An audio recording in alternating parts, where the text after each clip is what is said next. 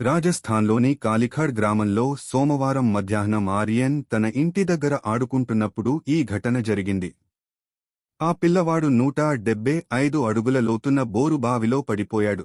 అతని కుటుంబ సభ్యులు వెంటనే అధికారులకు సమాచారం ఇచ్చారు. ఎన్డీఆర్ఎఫ్ మరియు ఎస్డీఆర్ఎఫ్ రెస్క్యూ టీమ్స్ వెంటనే సహాయం కోసం పని ప్రారంభించారు.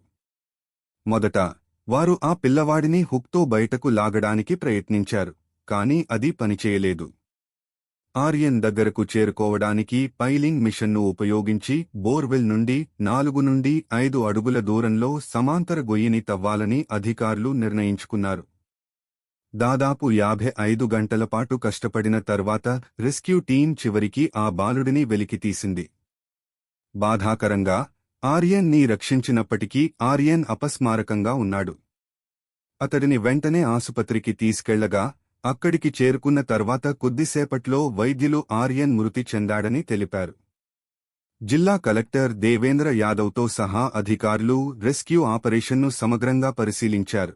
అయితే వారు ఎంత ప్రయత్నించినప్పటికీ ఆ పిల్లవాడిని రక్షించలేకపోయారు.